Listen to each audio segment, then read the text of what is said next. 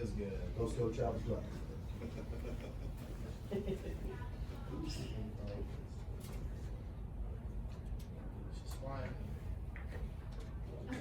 Here, Alex, right? Yes. I'm Adam. Hi, Nice to meet you. Go, man, Alex. Go, What'd you say? Where's the ball? Good. Mom. Mom. Dad is there also very. Who's it go? What's up, Alex? Thank you. Hey, good, man. No, Not that's Adam, good. Alex. Doing well. Yeah. Adam's is Bringing. Alex is good. Alex is good. Yeah, Alex is good. Nice. Good morning. Good morning. Thank those of you who braved the lovely weather to make it in today.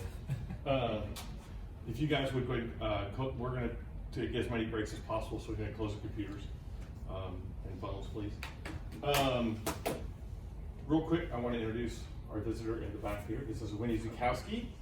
She is with our corporate office, and she's going to be giving us some different viewpoints on Thrive today, because we've done so well with it. So, our first speaker, good friend of mine, this is Trevor Blondeel. One of the things I remember when I asked Rudy when I first started was, what do you feel is the most important attribute for a good manager to have? He told me emotional intelligence. And as I've kind of grown into this position, I've found he's absolutely right. Trevor has been discussing this type for 25 years. Yeah, 25 years. He started when he was like 12, so young man. My good friend Trevor is from Canada. Don't hold that against him. Yes, just so if he says something weird, just go, I'm sorry, can you say that in English? I think we're good, brother. It's all yours. Good. A wonderful team, and they love to learn, so. Right? Sir. Right? Oh.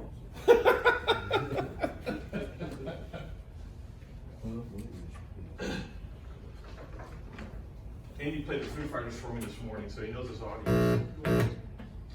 Okay, everyone in a great mood.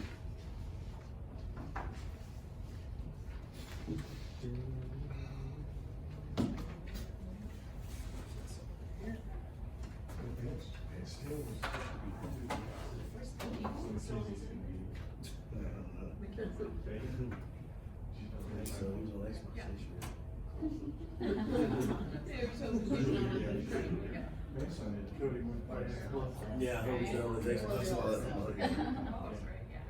He got sick. Yeah, someone here from us.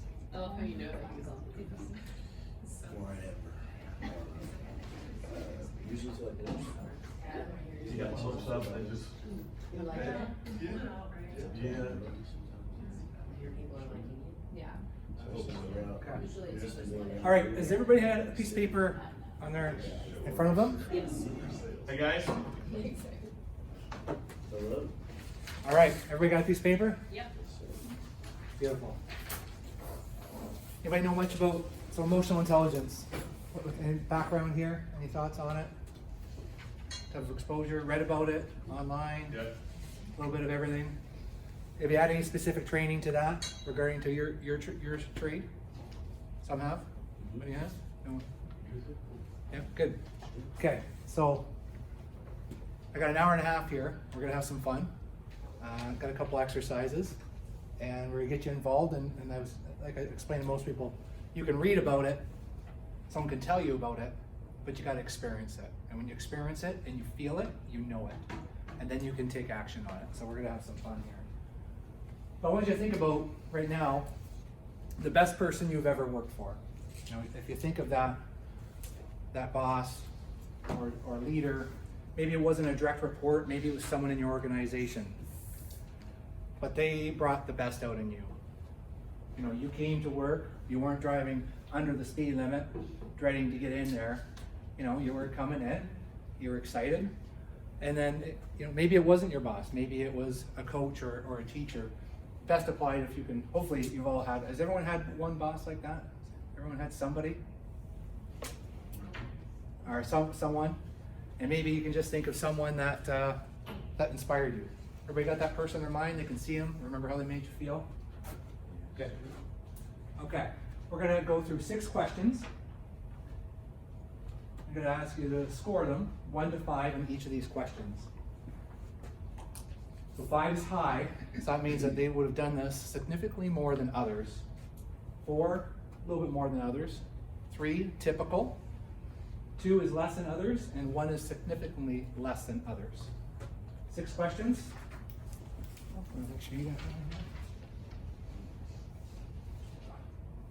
All right, so first question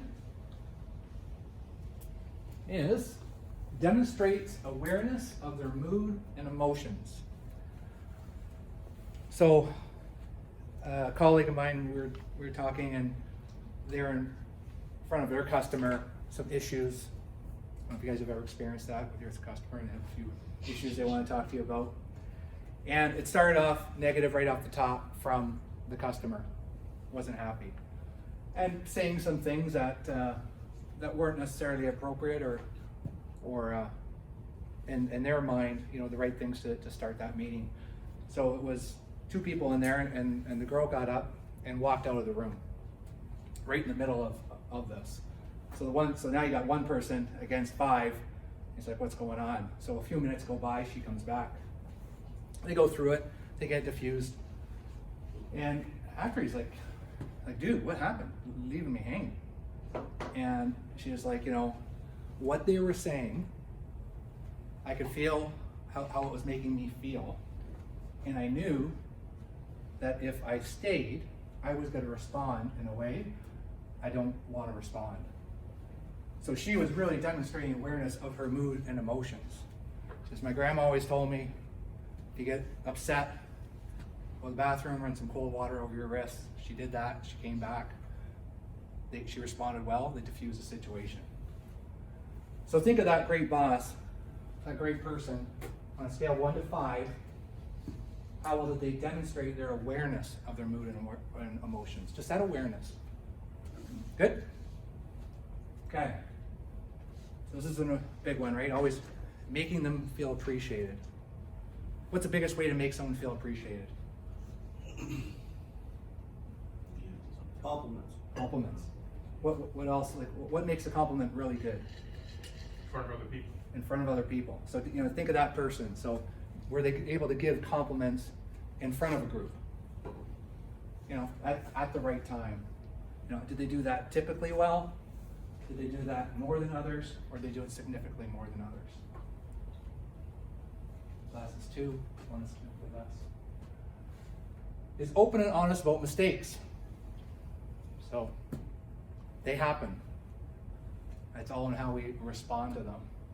Again, as George said, you know, in front of a group, was she or he willing to do that in a group and be able to say, yeah, you know what, I didn't really let you guys know that, and you probably could have responded better having that information, and I own that.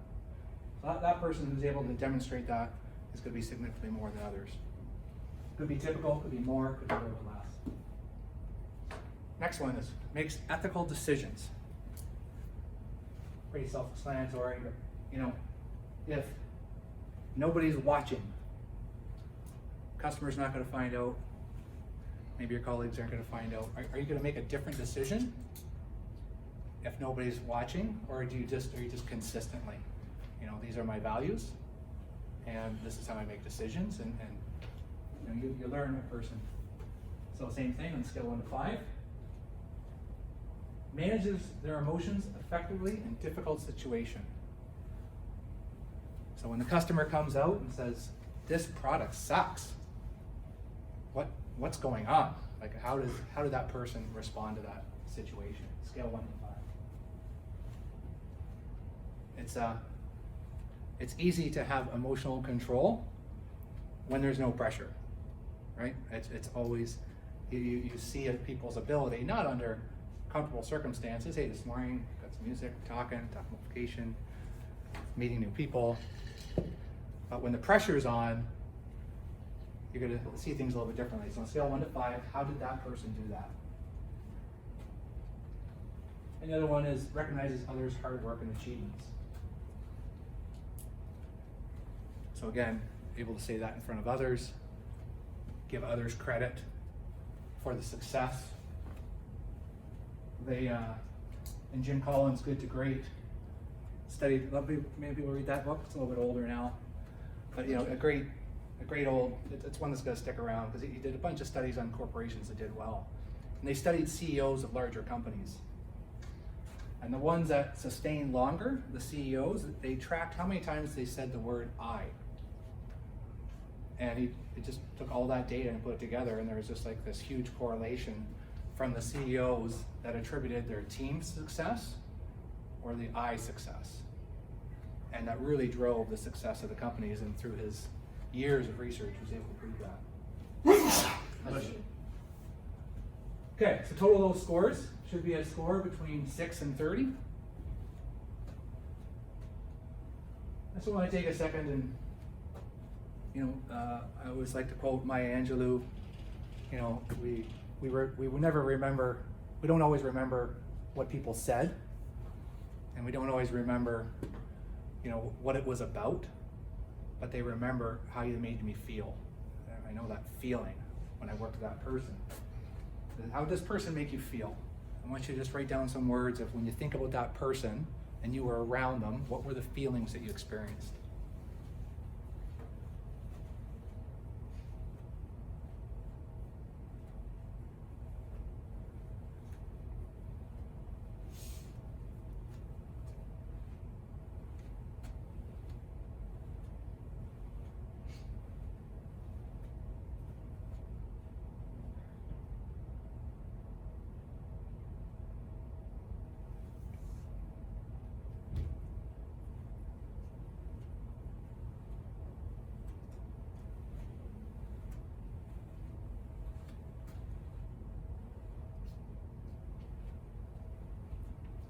Discretionary effort.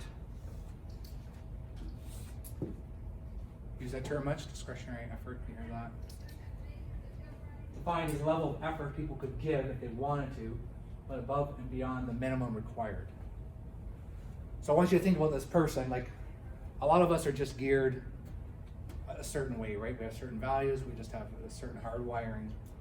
But when you work with somebody else, and you're working with your boss or this person, there's a level that you can get out of yourself. You know, have you ever worked with someone and you know, geez, I didn't realize I could do that, but they kind of pushed you a little bit, took you out of your comfort zone, and you found some success. You have that in your career? Hopefully. That's that discretionary effort, like pushing you in a positive. You know, there's a difference between stress and tension. Tension's good, causes us to maybe get out of our comfort zone. Stress can be not so good and cause you to make limited decisions, and we'll talk about that. So think about when you're coming to work, and not how much discretionary effort you gave out at work, because some people just say, well, I just work hard no matter who I'm working for. That's good. But this person, I want you to think about that extra mile, and on a scale from 1 to 10, what extra did they get out of you? You know, how much more did they get out of what you had to give? Not outside of just your own personal drive, but what did they bring out of you? Because that's the key, right? That's the key in a lot of organizations now, and that's why this whole concept of self-awareness, engagement, the issues of turnover as the skill set of positions like yours becomes more crucial. Through engagement, through discretionary effort, through wanting to be there, that's a separator. So, now, that was like Luke. Any Star Wars fans? That was like Luke Skywalker there, right? Now I want you to think of Darth Vader. Has anybody worked for a Darth Vader? Or worked around one? Yes. Yes? Everybody can think of a Darth Vader? Okay. So we're going to go through the same exercise on the back of your page. And I want you to think of Darth.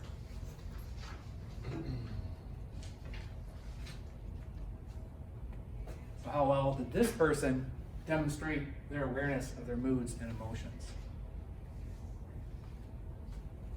Ever walk up to someone and say, hey, you seem a little angry today. I'm not angry. That would be lower.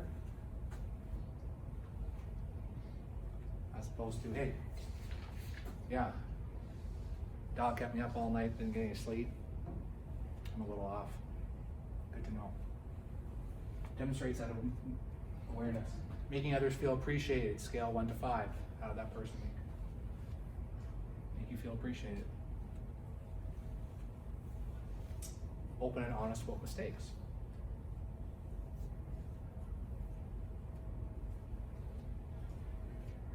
Ethical decisions. That person make good decisions. Good decisions for everybody. Manage their emotions effectively in difficult situations.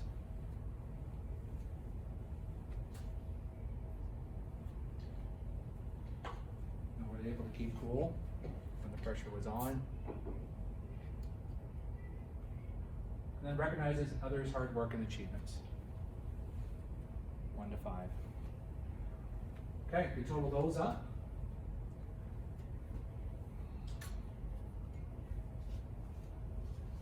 And how do they make you feel? You remember how you were coming into work, when you left, you were with them. What were those memories that you have with them?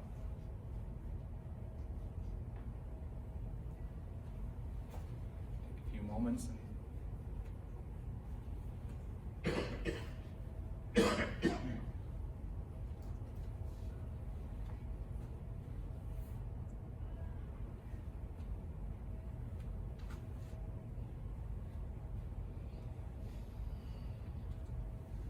at the same time, discretionary effort.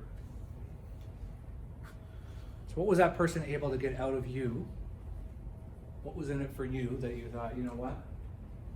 Scale 1 to 10, I would do this extra. Not because I'm just going to do a good job because this is the way I am, but what did that person get extra out of you? Could we make that a negative number? I have had negative numbers. Absolutely. Yes.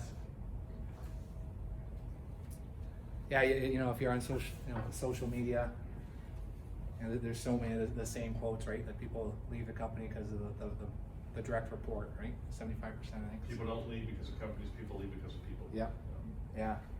I know Richard Branson. His brand is built around that, and a lot of statistics. I was sitting in a room. I had like 12 managers, and it was a big operation we were running, and we just had like out of 1,200 people, we had like 10 people resign in like 2 months.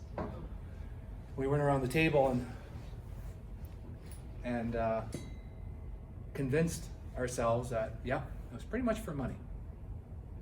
And so I said to the HR manager, I said, so how many case studies have you seen where the leading cause was people leaving for money? No, haven't. Huh, well, we must have a very unique situation that we don't have any accountability in this. I was really trying to push that envelope of uncomfortableness of, it always comes back to, what do I own in this, right? What do I do? So, a little bit about Gino's.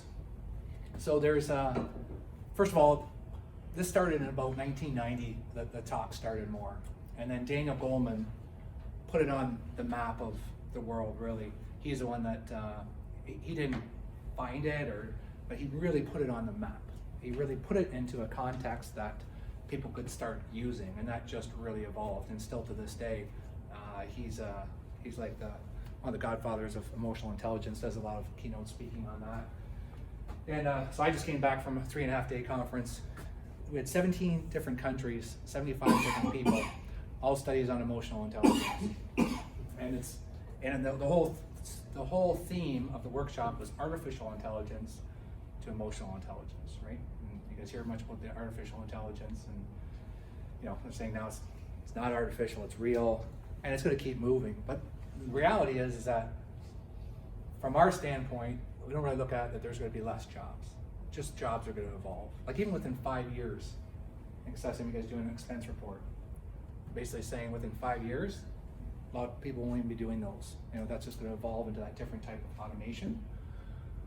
A lot of reports that leaders work on, that you guys may work on, that's going to start, you'll see that more and more, start to be taken over by automation, which is only going to increase the time for creativity, relationship building, customer relationship, all those important things, right? So that's why, you know, it's going to trend toward this. You're going to see it more and more. You won't be able to stop this.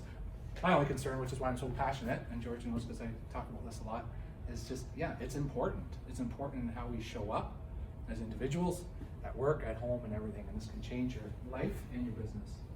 So I work with Gino, Ben Palmer, founded in 2002, so he works directly with Daniel Goldman. It's a real community, right? It's not a real competition out there with emotional intelligence. It's really just like, there's so much abundance, there's so much opportunity for people to learn it. I just want to share everything. And that's why I'm here today. I just come here, like, I love doing this.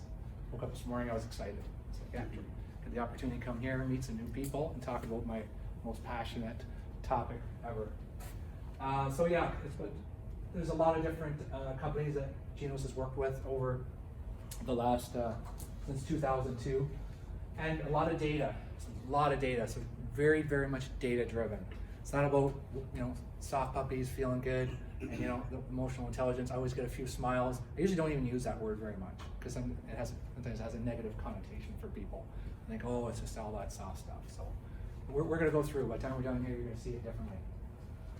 So yeah, lots of well-known people, and then a lot of the case studies. And we just saw a bunch of new case studies, which were fantastic. Share price doubled, the employment engagement up by 28%. So they're actually doing all these measurements. Leadership competency up, revenue up by 13%. We're gonna Sanofi, that's from Australia. We're gonna focus on that one a little bit more. And then just through change.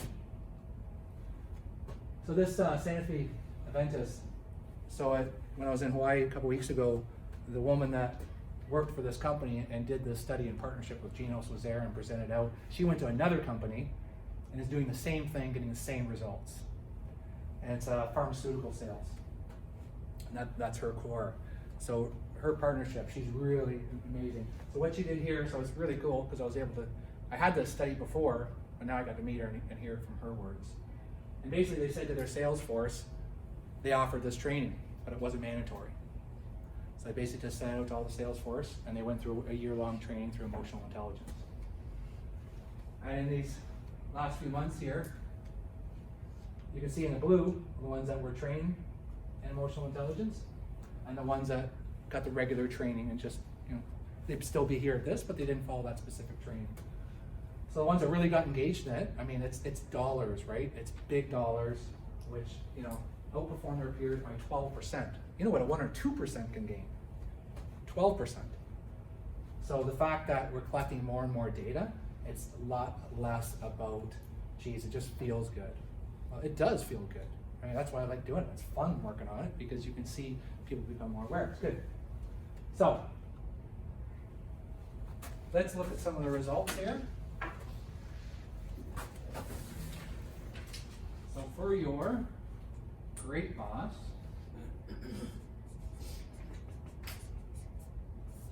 what were some of your total scores? Let's do that one first. Just 27. 27. 23. 3. 28. 28. 28. 28.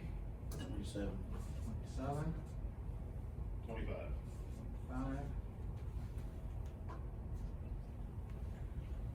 Got a few more? 30. 30. Awesome. I'll work with that guy. Girl. What else we got? Got everybody? You gonna join us, Matt? 27. 27. Mine's not a number but a name. It's George Gibson. Oh, I forgot to say you can't say the name. Okay. You always did like you, Matt. All right. Hey, Lindsay, mind your own business.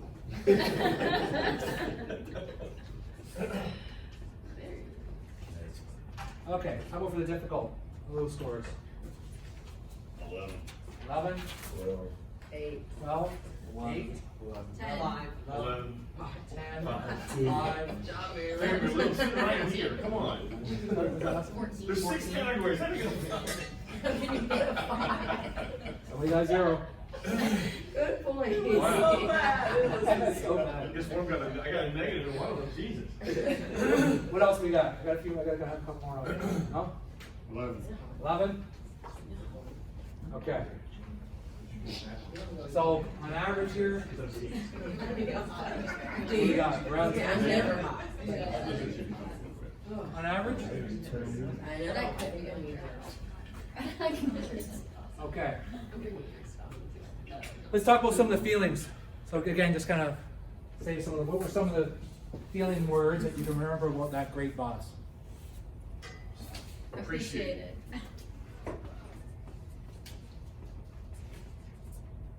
Confident. Good. Empowered.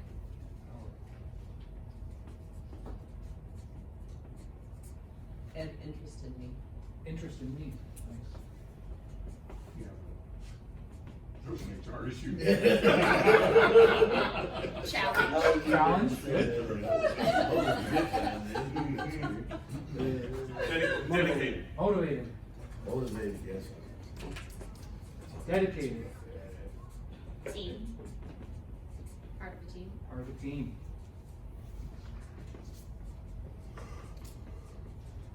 What else we got? Strong. Strong.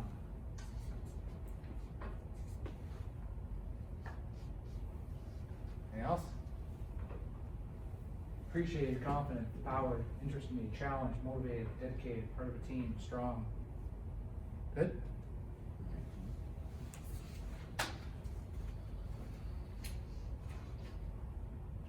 All right.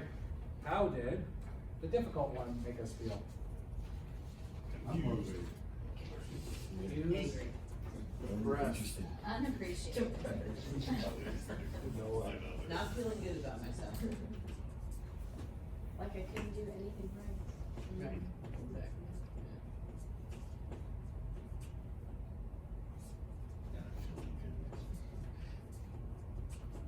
Frustrated. Yeah, frustrated. Anxiety. On an island.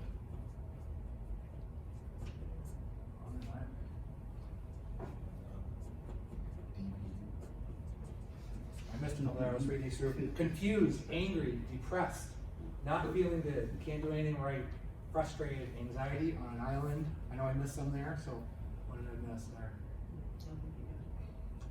Yeah. There's some other good ones I heard, but couldn't funnel them all in fast enough. We could keep going. Yeah, give me a few more. Give me a few more. Violent. Violent. Shred. Red. What else we got? Powerless? Yeah. Empowerless. Dread's a good one. Helpless. Weak.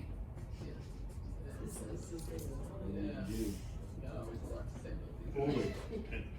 What did you say? Bully. Bully. Bully. Yes. Shut up, Bill. Oh, good. Doing it here. Secret religion. What's that? Secret religion. Seek religion. Yeah, you wanted to seek. I wanted to seek religion. Nice. Darth Vader was really bringing you to the dark side. Seek religion. I like that, man. I did. I read that down. I haven't had that one. That's a new one. Yeah, good. Okay, discretionary effort. What numbers do we have over there for the great boss? What kind of discretionary effort? 12. Wow.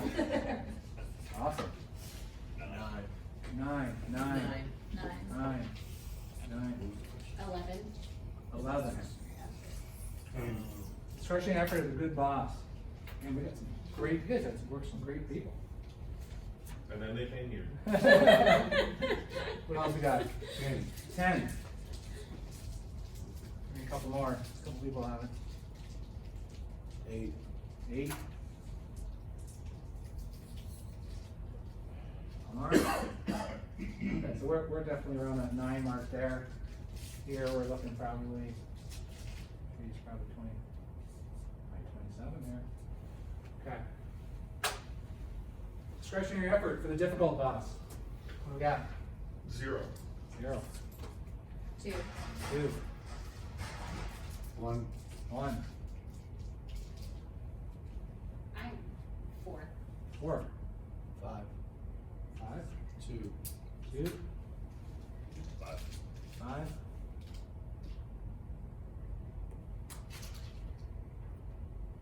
One more? Willing to share? No? All right. Okay, so we're probably looking about 3 here on average. Okay. Now, last question is, how many years ago, and don't give the exact time period, we just want blocks. So on the positive, was it 5, 10, 15, 20?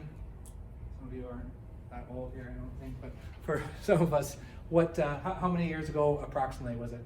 If it's less than 5 years, just say 5, 10, 15. Just get a feel of the time period. 5. 5, 5, 5, 10, 5, 5, 10, 10. 10, 5. 5.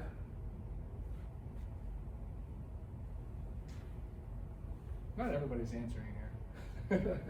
We got 6 or 7. That's good. All right, what else we got? How about on this side? How many years ago? Between 5 and 10. 5, 10. 5. 5. 5. 5. 5. 5. 5. 5. I think you I have think like it's 2 more five.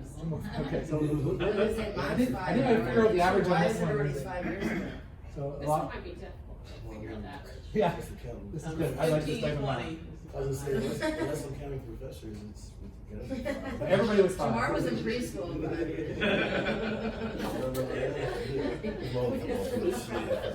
So what we find in some of these workshops I've done, there's been some that are like sometimes the majority, depending on the demographics I'm working with, is 20 years, right? There's a lot of people that this ends up being a long time ago, and they have just very descriptive words, even though it was a long time ago.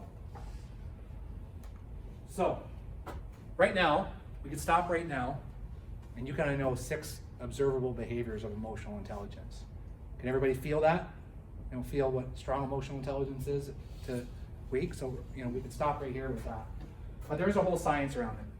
So usually I have some people here that are going to be looking at their phones and thinking about something else and not really believing this. So I got another way to look at this.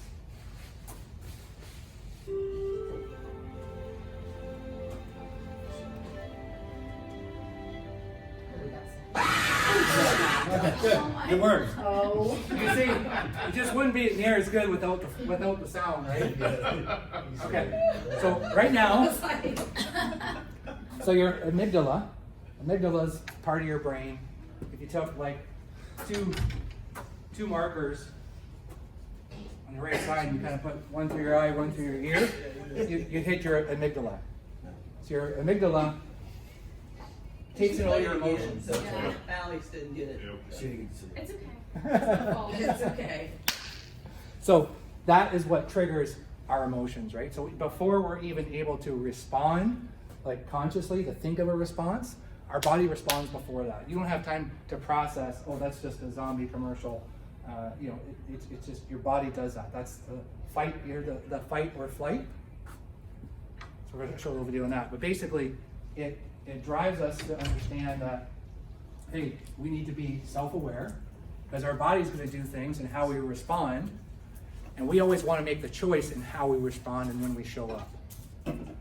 Especially when all of a sudden something goes wrong with a client, you're kind of cornered, you weren't expecting it, and that's going to happen. Does that ever happen to anybody here? Yeah? Every day.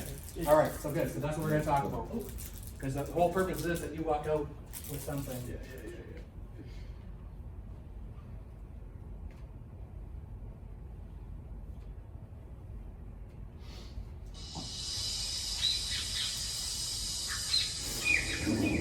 Fear is so important for our survival, we do something absolutely remarkable.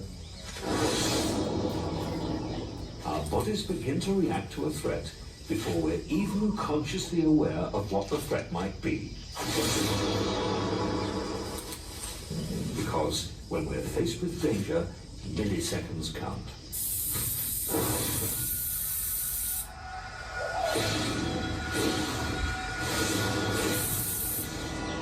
At the first hint of danger, early warning signals are sent to the brain via the optic nerve to our tiny and primitive fear center, the amygdala. This prepares our body for action.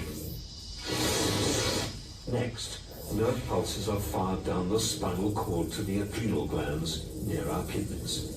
This triggers a release of adrenaline. Now we're on full alert. Adrenaline is the vital hormone that can flood our body in a split second. As it reaches our lungs, we breathe more deeply and take in more oxygen. It also makes our heart beat faster. Oxygen-rich blood is diverted to our muscles. They are now charged springs, waiting for the signal to run or fight.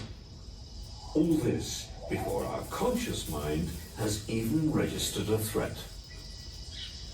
This reaction to fear has evolved over millions of years and is known as the fight or flight response.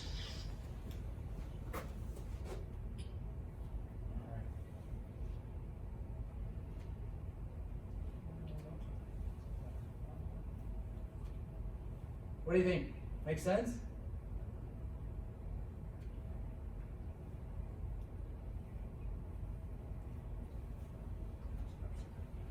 You guys seen anything like that?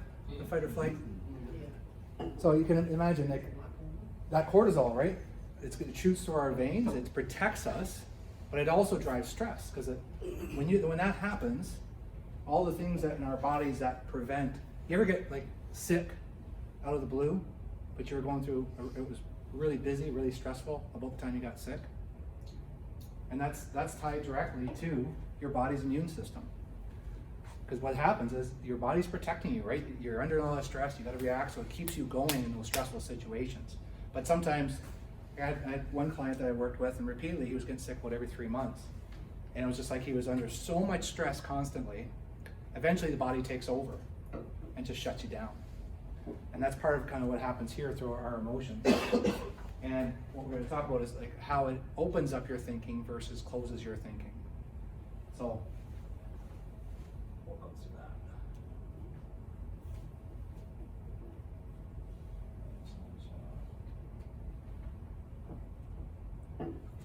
Right back on track. Okay. Very, very simple chart. I mean, there's so much writing on it, so much detail. But if you can just walk away remembering a couple things today, I promise you, you're going to notice things different. When the next time you're in that situation, you're going to notice it. So it doesn't mean you're going to walk out of here today and after an hour and a half with me, all of a sudden you're going to be emotionally intelligent. But what I will tell you is, you will be more aware. It's almost impossible unless you're like totally sleeping and not paying attention to this. You're going to pick up something. So an event happens, whether it's a zombie jumping up on a screen or a customer raising his voice. And your brain is going to function in two ways. It's going to function one way where it's a threat. So all of a sudden through a threat, there's a concern, you're worried, you're frustrated, and you're stressed. So now that body, your whole body is going into that protective mode. Narrow thinking, limited, disengaged, because it's focusing, the brain is allowing you to focus just on that protection. You're going to protect yourself, and that's this mindset you're going to get into. So your behavior will lead to that. Because you ever get pulled over? I got pulled over a few times, and all of a sudden it's like, oh my gosh, where's my insurance? Is it on my phone? Is it in here? You ever get through that? That's my first thought. Yeah, and that's the same thing. So that's just you know where the insurance is. You know where your driver's license is. It isn't like you're moving around every time you drive. But in that moment, you're limited thinking because you're under that duress. Now, when you feel safe and you're talking to a friend about a problem, you're opening up a little bit, you're going to be more creative thinking, right? You're going to think of different solutions in that calm situation. If you can just keep that situation at a cool level and really think, is this a time where I just listen to the customer? Or is this a good time to explain why he's wrong or she's wrong? And just going through that process of where are they at and what's going to be beneficial for them. Because you're in more control of your situations than we have any idea from. I mean, I'm much more aware of it because I teach this now and I live it. But sometimes it's just, I'm aware of it. It doesn't mean I did it better. It just means that it's like golf, right? I'm still not a very good golfer. But I know if I go out regularly, I'll hit a better shot more often.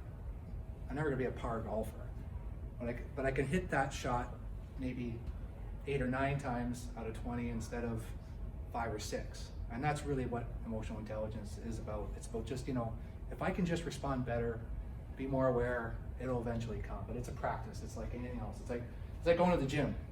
You can't go to the gym and lift weights for 4 hours and come home the next day and see that you're looking a little bit better here, right? It's consistency, it's awareness, it's always kind of thinking about it. So I was actually on a training course with Gino, and I got this email here. So I'm a Canadian citizen, but I'm an American citizen as well. But I'm here more than 180 days a year, so I file my taxes with the IRS, not with the Canada Revenue Agency. So it's all kind of new to me. I got a good accountant, but I'm still kind of a little bit stressed about it, right? Because it's like I'm not filing over here.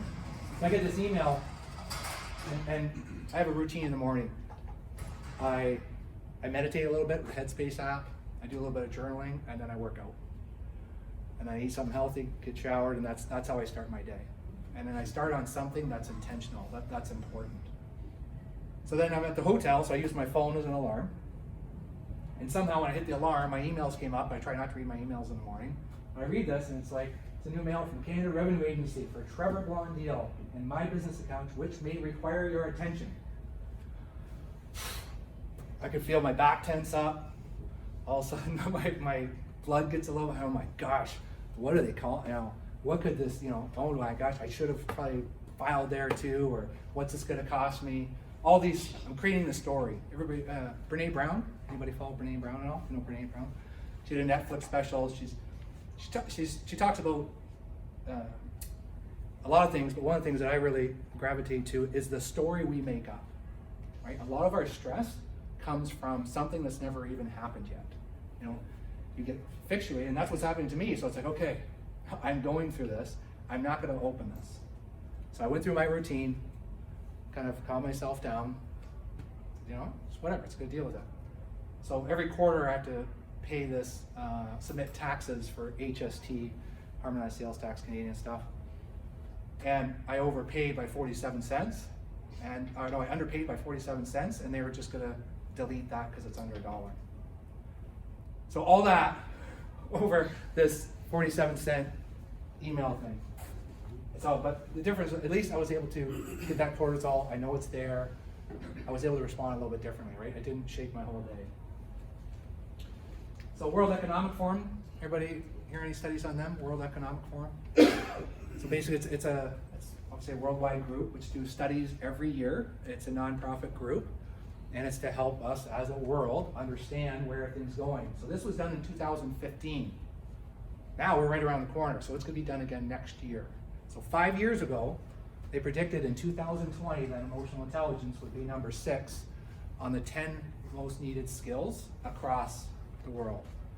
So that's every language, every country, doesn't matter where you are.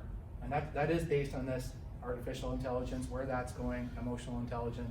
And I'm very excited to see next year where that's going to fall. Because we're showing that more and more, it's everything. Complex problem solving, well, you got to be in a good state of mind to do complex problem solving. It's all those creativity. So just a little bit about, there's a lot of focus now, particularly around sales. I feel like if there's no sales, there's no business, right?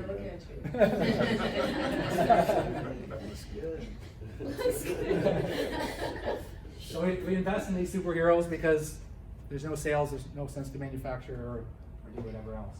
Global sales training, it's a huge market, $2.5 billion. And then $1 trillion spent just on sales forces, and largely process oriented. So today we're going to go over the sales process to help you on your sales techniques. I'm just kidding. No, we're not. Yeah, I'm sure you got great sales training, but there's a lot of complexity around it.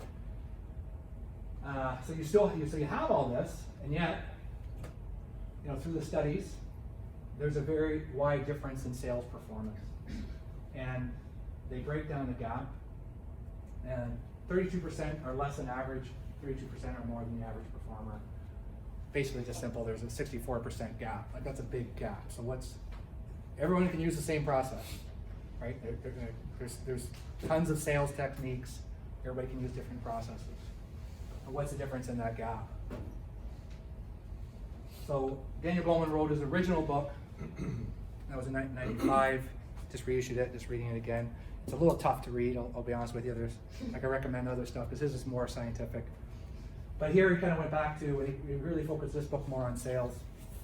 Top performing salespeople are 12 times more productive than those at the bottom, 85% more productive than the average performer.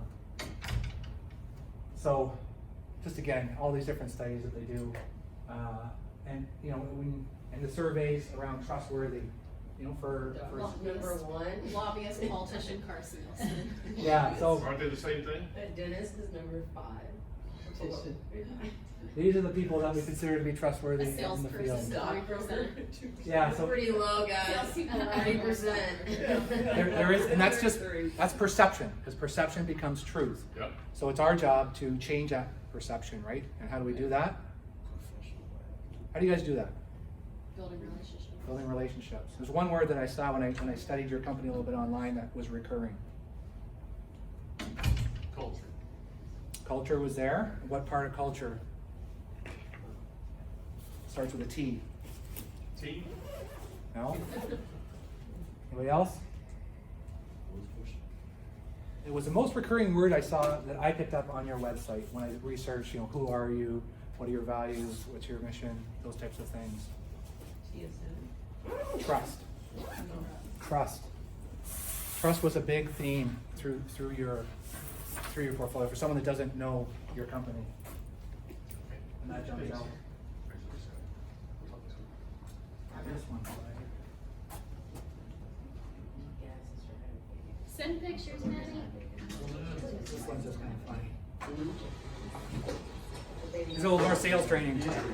A, B, C. A, always be B, C, closing. Always be closing.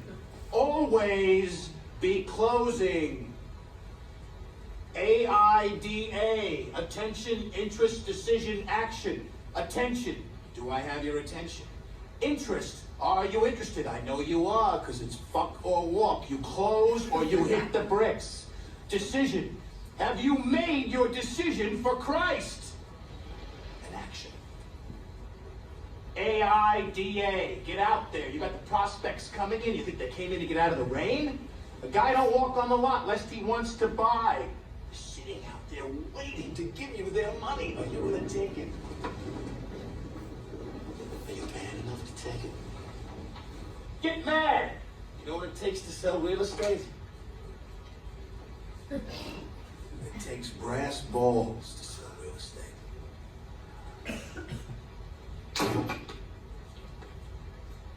Go and do likewise, gents. The money's out there. You pick it up, it's yours. You don't, I got no sympathy for you. Anybody recognize that clip? What book is it? It's Alec Baldwin, and it was Jack Lemmon? yeah. That name just escaped me now. Yeah, so it's a 1992 movie. I'll get it to you here. Glengarry Glen Ross. But it's fun. Yeah, Glengarry Glen Ross. Thank you. What is it? Glengarry Glen Ross. Glengarry Glen Ross. So obviously making fun of, you know, Coffees for closing. the extreme, right? The extreme where that's not going to work in today's day and age. The other thing we talk about a lot is, and we have some here, I'm sure, is that millennium stage, right? And the fact of, yeah, it's not okay just to deliver the product, right? It's really like, how well are you interested in me? Are you listening? How do you show that you're listening to them? So just a typical thing. You ever do a presentation, a sales presentation? You got one person like Mary. Everybody has Mary. What's Mary look like? What's her emotions? Pissed. Why am I disinterested? Annoyed. Annoyed, Yeah. Why? So typically, you know, we end up talking faster, up the pace, you know, start getting into that thinking of that defensiveness. You know, Mary's throwing out comments like, why are you so much more expensive? You want the Mercedes or the Fiesta? When we were in Hawaii, we were just coming through, so I wanted to see a couple things, and the lady's like, you know, I was asking her about the Pearl Harbor tour, because it was one of the things I wanted to see when I was there. And she was like, she was pretty pushy. And then she's like, well, no, she said, we only have 7 seats left. Because Tuesday's only got only 7 seats left. I'm like, okay, well, I'm gonna go back to conference and, I'll come back. Well, then she came running after me. She's like, I forgot to mention about the hotel discount. Because I said I was staying at the hotel. It was just that whole mindset of just, she wasn't really building a relationship. She was just under emotional pressure and she was trying to push anything she could to get me before I left. Desperation is not an attractive cologne. No. No, they know that. So, could you do this for 20% less? They're just trying to get some relief. Yeah, okay. That is just like, I'm under pressure. It's like, well, you can't charge me for this. Okay. Talk to my manager. How do I get out of this situation? Thanks. Or like, send me a proposal. It's like, I will never ever leave someone saying, send me a proposal. It's like, what do you want? Let's talk about it. I need to understand you better. Right? So What do you need? Yeah, yes. And heck, sure thing. Let's get me out of here.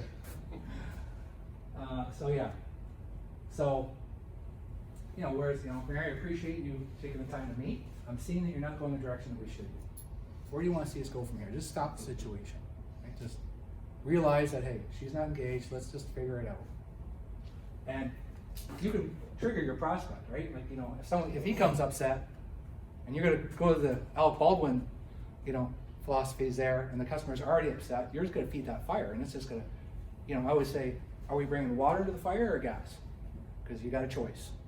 And a lot of the times, you guys own how that conversation goes. You can control it. Never underestimate your ability to influence just in your own emotions, your body language, where you're at. So, some of the ones that you're just gonna try to push ahead on it. The 7 seats left drives me crazy, chasing me. So really, what does this come down to? You guys have selling skills. You guys are all professionals here. You all have selling skills. This is really, the what is the selling skills, and then the how to do it is more the emotional intelligence.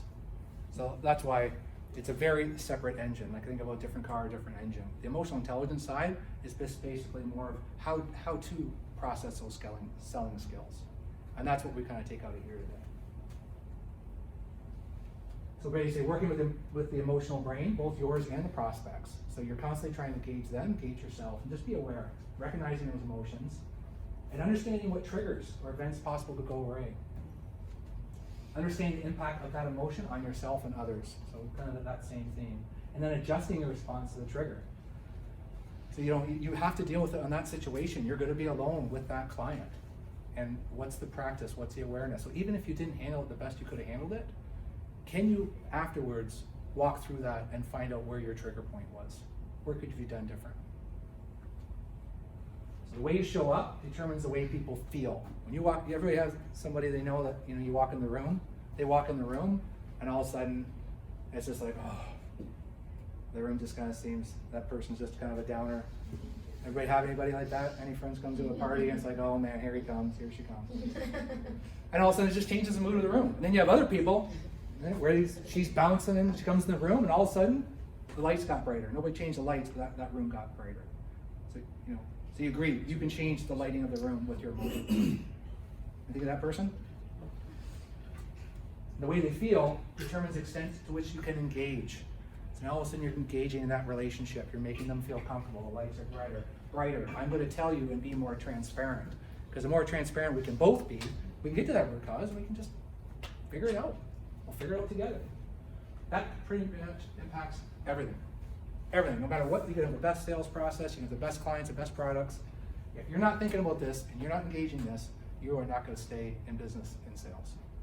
Bottom line. Like there's so much data around it, right? So the ones that are going to invest in this, invest in themselves. Like, you can listen to music, the news, sports, all day. There's a million podcasts on this. There's audiobooks. What are you doing to mentally put yourself into that situation where you are more self-aware? Now come the relationship. So basically, just to kind of go over the Gino. So there's 42 observable behaviors. And really, it's measuring how often do we demonstrate that behavior. So how often are you demonstrating a certain behavior? You guys already know 6 of the questions. So it's more an ability. So basically it starts out with self-awareness. If you just walk out anything today, just self-awareness. If we all just work on that, everything else will come around. I always say, well, you know, she's doing that and he's not doing his job and this guy's unreasonable. So drop it. What can you control? You know, that's always the powerful thing. What's the self-awareness? So the outside ring is simple. I mean, people always ask, you know, what should I bring to your training today, or just your presence. That's the biggest gift that you can bring, right? I'm not big on doing some research ahead of time, read a book. Like, just come here and be here. When you're with your customer, when you're with your colleagues or whoever you're with, it's like that's the most powerful thing. Time is limited. Be where you are. And that's probably the base foundation. If there's anything that I've learned personally a lot, it's like, you know, somebody saying something and all of a sudden I realize that I'm thinking about going to the Minnesota Vikings game on Sunday. I'm tailgating my spot. What am I going to bring for food? Wait a minute. We're talking about sales here. You know, it's just being present and just noticing it and bringing yourself back.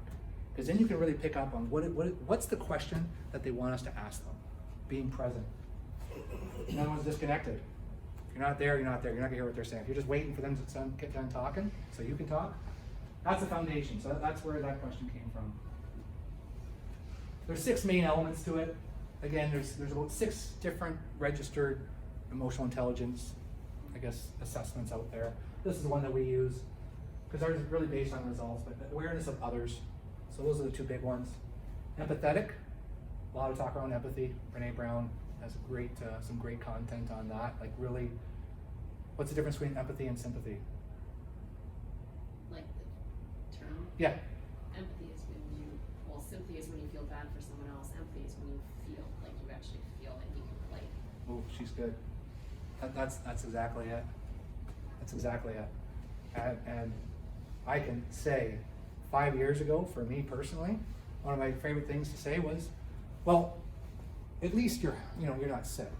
At least, you have a job, even though you don't really like it. Turns out like that's one of the worst things to say. That's pretty So nice. I was like, oh my gosh, I've been saying that for years.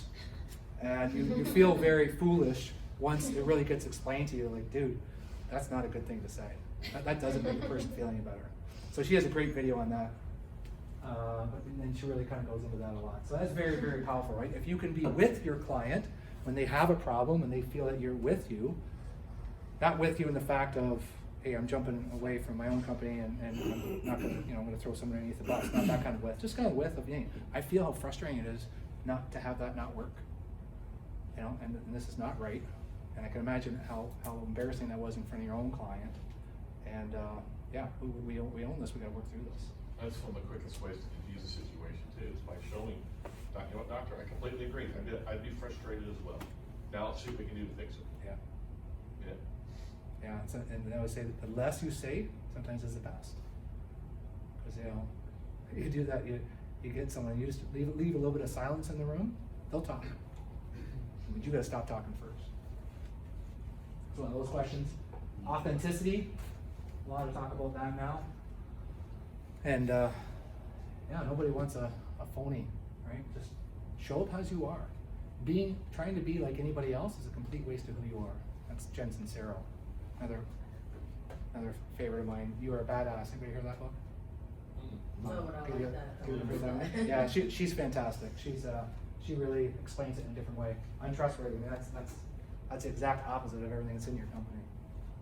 So authenticity is so important. Emotional reasoning. So emotional reasoning is about making decisions that you can't change the outcome,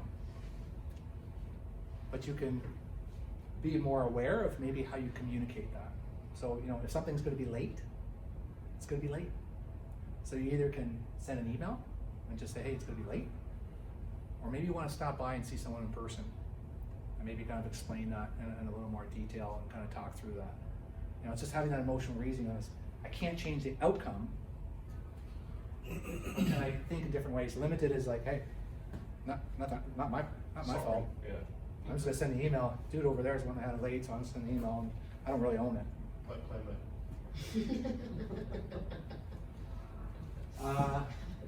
Self-management, so resilient versus temperamental, right? So just say those things in your head, not out loud. And the last one is positive influence, where that's more the leadership side. We had that word over there, empowering.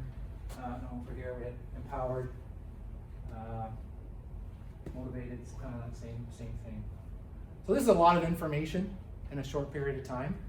Questions, just in general. Interesting? Yes. Take anything away yet? Yeah. Very. I don't like to rush through anything, but I wanted to kind of give us enough time to kind of talk to. So these are just some of the questions that you answered, and there's 7 questions for each category. So we do self-assessments, 360s, and then there's a particular program just for sales.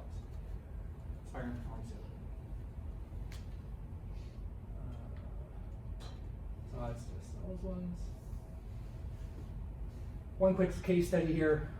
So no time I go through it, but it's IBM. We did another big case study there. And this one I love because I show this one over and over. But basically, this is kind of one of the things we do as an engagement survey. I was going to do it today. I just didn't think we had enough time. But basically, it's just a quick survey you can do on your phone. It's 10 questions. It's how engaged are you? Or 10 to 8 questions. And then basically it just drops this on the spiral diagram. But quickly, the blue is a high-performing workforce, and the red was a low-performing workforce. And all they were doing here was correlating 2 things. They went through the emotional intelligence of the leaders, but they also did it for the employees. Kind of saying, well, where's the AI at, and then where's the engagement at? 10 questions, like example is, I promote this organization as a great place to work. Like just different feelings on how those employees are. And then there's a firm relationship between emotional intelligence and the engagement. So this is just a really simple chart. On the bottom is total engagement, total emotional intelligence, and then 3 categories where they put them into of where they were engaged or not engaged. And where there is higher emotional intelligence, there's more engagement. Kind of seems simple. But if you don't have these studies, people don't believe it.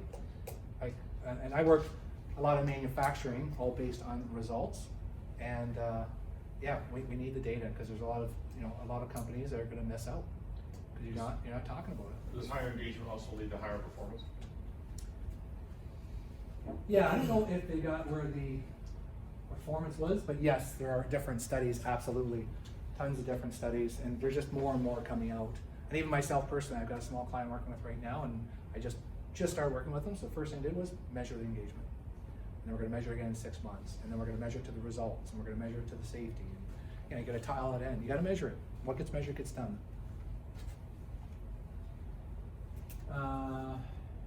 Yeah. So I'll end with this quote. All organizations have values, but the key part is integrating those values into observable behaviors and holding people accountable for those behaviors. We should translate values into behaviors and then use these values to interview potential candidates. Because that's what we're really looking to hire, and we can teach sales skills. But behaviors really, you have to really want to change those behaviors. I mean, one of the best interview questions, because I helped a company a couple years ago, and they asked me to interview their HR manager. And the question I didn't ask was, what are you working on to improve yourself? And once I kind of got engaged, it's kind of like there was not a lot of humility, very confident, very skilled, not very humble. So you can imagine that in that type of role. So that's why I'm a big fan of Renee's. These behaviors should be categorized as follows: things you're promoted for, things you're given money for, and things you're fired for. These values should be talked about and reiterated in all meetings. So it's 10:14. I got one small exercise I'd like to do before we wrap up. So how many people got? 1, 2, 3, 4, 5, 6, 7, 8. This is split up into, want to go 3 groups? 3 groups? So 1, remember your number now. This is the most important part of this exercise. Gotta remember your number. 1, 2, 3. 1, 2, 3. 1, 2, 3. Okay. All right. So the exercise, I want you to just think about your company. We're only gonna do this quick, and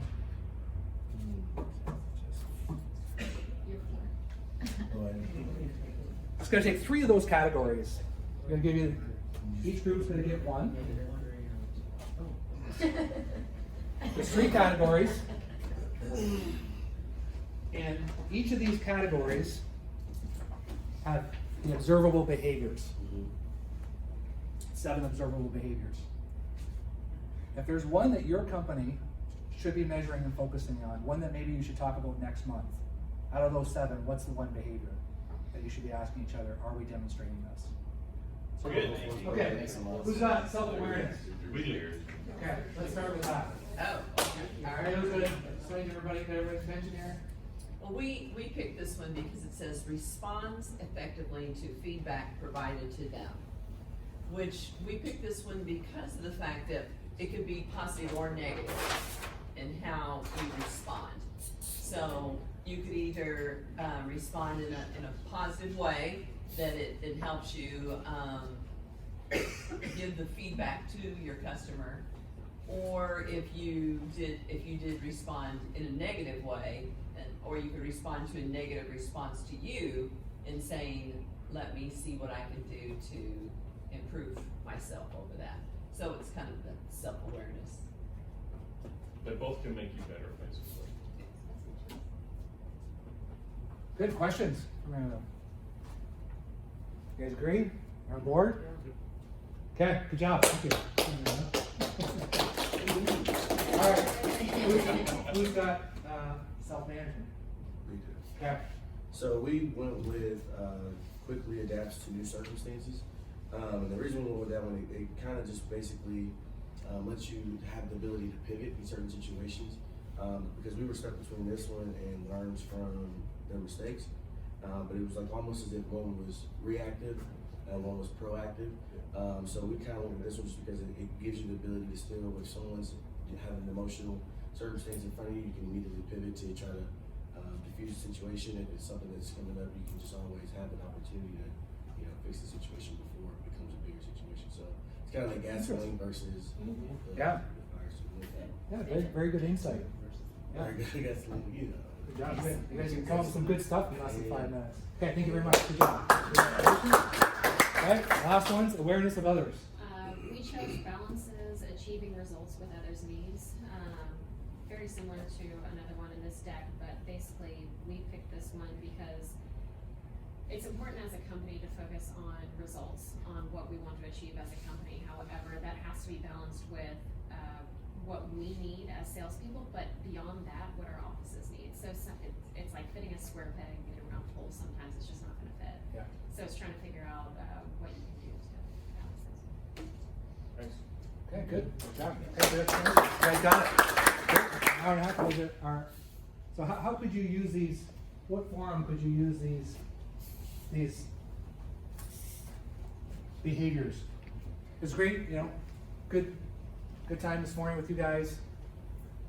You're gonna walk away with something, but how could you use these? If you said these 3, I'll write these out, but if these are 3 observable behaviors, how do you walk out today and not just forget everything we did for an hour and a half here? Practice on a daily basis. What's gonna remind you to do that? Being present.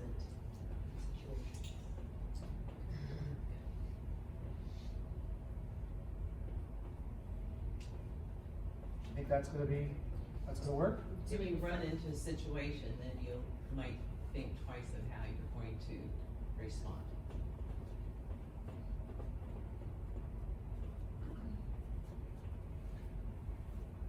So how do you create another discussion around this? How do you keep the conversation going? Doing further studies, so whether that's talking about it in one of our further BDMs, but also self-study Yeah.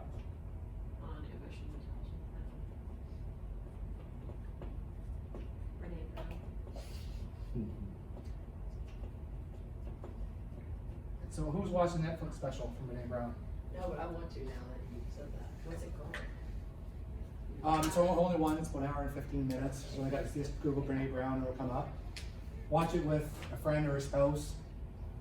It's entertaining. She's from Texas, and she is a Texas girl, and she has heavy authenticity, and she's fun. Follow on Instagram. Yes, yeah. Yeah, so very, very entertaining and smart woman. So I'm gonna just write this down.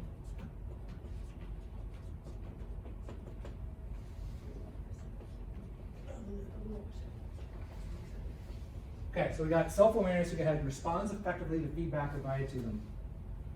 Self-management, quickly adapts to new circumstances. Awareness of others, balances achieving results with others' needs. So we're not going to solve this now, but I'm going to leave you with these three. And I would challenge yourselves not to walk away here today and say you're going to remember, because you won't. You will. It's, you know, there'll be some things that you will remember, of course. You know, like all training, you take a little bit out of it. But maybe having a conversation around this after you've had some time. But if there's nothing to remind you of this, and if you study Brene Brown, where she's very much on core values of your company, core values of your people, how do you ingrain that? It won't happen organically. You won't just wake up and remember this.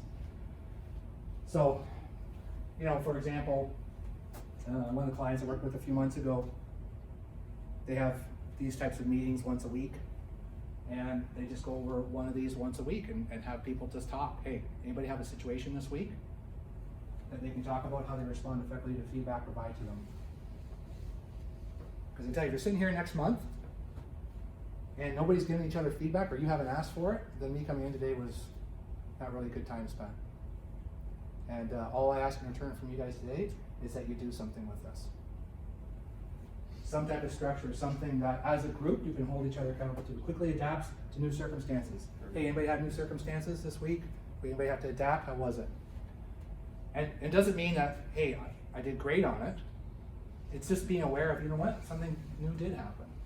And after, I thought about it and I didn't respond the way I should have. And that's great, because now you're talking about it. Well, let me expect the self-awareness too, because you didn't, that's feedback, you didn't respond positively to it, but if you learn from it, that's all that matters. That's all that matters. Yeah. It's as long as you talk about it. I mean, if it's just swept under the rug, I mean, share your mistakes. We're all going to do them. That's the best learning. And then balances achieving results with others' needs. So especially when you're on a team, you know, are you focused just on your own needs, or is it the needs of everyone? 3 things to leave you with. Have fun, guys. I appreciate your engagement today and being present. And sounds like you got some more great things with Winnie to come up here. So continue to engage, and thank you very much, guys, for your time. Let's take 10 minutes.